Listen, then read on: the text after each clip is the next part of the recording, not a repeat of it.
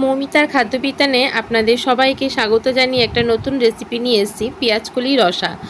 আমি এখানে পরিমাণ মতন পেঁয়াজকলি নিয়েছি, আপনারা বুঝে ব্যবহার করবেন। কড়াইতে একটু সাদা তেল দিয়েছি, আপনারা সরষের তেলেও করতে পারেন। তেলটা যখন গরম হয়ে যাবে তখন আমি এখানে সাদা জিরে ফোড়ন দেব, আর একটা বড় সাইজের পেঁয়াজ একটু কুচি করে রেখেছি সেটা দিয়েছি। 6-7টা রসুন এখানে একদম কুচি করে নিয়েছি, সেই রসুনটাও দিয়েছি। ভালো করে পেঁয়াজ আর রসুনটা একটু ভাজা করে নেব। যখন পেঁয়াজ আর রসুনের কাঁচা গন্ধটা চলে যাবে তখন আমি কেটে রাখা টমেটো আর কাঁচা লঙ্কাটা এখানে দেব। ভালো করে সমস্ত উপকরণগুলো মিশিয়ে নিচ্ছি। এবার এতে কিছু মশলা আমি ব্যবহার করব, খুব সাধারণভাবেই করব, দেখবেন করে ভীষণ ভালো লাগবে। এখানে পরিমাণ মতন হলুদ দিয়েছি, বড় চামচের 1 চামচ দিয়েছি। এখানে আন্দাজ মতন লবণ দিয়েছি, লঙ্কার গুঁড়ো সামান্য পরিমাণে দিয়েছি, কারণ কাঁচা লঙ্কা কুচি করে দিয়েছি, তাই 1/2 চামচের মতন লঙ্কার গুঁড়ো দিয়েছি। আর দেব 1 চামচ ধনে আর জিরে গুঁড়ো।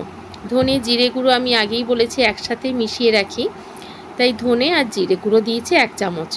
ভালো করে সমস্ত উপকরণগুলো মিশিয়ে নেব এবং টমেটোটা না গলা পর্যন্ত একটু ভালো করে কষিয়ে নেব মশলাগুলো যাতে নিচে লেগে না যায়, তাই সামান্য একটু জল দেব। দেখুন টমেটোটা অনেকটা নরম হয়ে এসেছে। এবার একটু জল দিয়ে আমি এটা ঢেকে রেখেছিলাম। আমি আঁচটা এই সময় মিডিয়াম করে দিয়েছিলাম, কারণ হাই ফ্লেমে থাকলে মশলাটা আমার খুব তাড়াতাড়ি পুড়ে যেতে পারে। এবার আমি এটা একটু ঢেকে রাখব।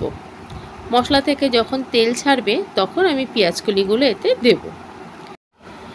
আপনাদের সকলের আশীর্বাদে আজকে আমার ভিউজ 1 লাখ হয়েছে। তো আশা করছি আপনারা পাশে থাকবেন, এগিয়ে যেতে সাহায্য করবেন। যারা চ্যানেলটিকে সাপোর্ট করছেন তাদেরকে অসংখ্য ধন্যবাদ। যারা এখনও করেননি আশা করব তারাও পাশে থাকবেন। ভালো লাগলে অবশ্যই লাইক করবেন এবং বেশি বেশি করে শেয়ার করবেন। এবার আমি পেঁয়াজগুলিগুলো দিয়ে ভালো করে মিশিয়ে নেব এবং খুব ভালোভাবে এটাকে কষিয়ে নেব যতক্ষণ না পেঁয়াজকলিগুলো নরম হয়। দেখুন ভালো করে সমস্ত মশলার সঙ্গে পেঁয়াজকলিগুলো আমি মিশিয়ে নিচ্ছি। আপনারা অবশ্যই ঝালটা আর লবণটা বুঝে ব্যবহার করবেন। দেখুন পেঁয়াজকলিগুলো একদম মজে গেছে, আমি এটা ঢেকে রান্না করেছিলাম। এবার আমি এতে কিছু উপকরণ মেশাবো। আমি একটা বাটির মধ্যে soya sauce, vinegar, red chilli sauce, tomato sauce ভালো করে মিশিয়ে নিয়েছিলাম। এবার সেটা একটু জল দিয়ে পাতলা করে নিয়ে আমি পেঁয়াজকলির ওপরে ছড়িয়ে দিয়েছি।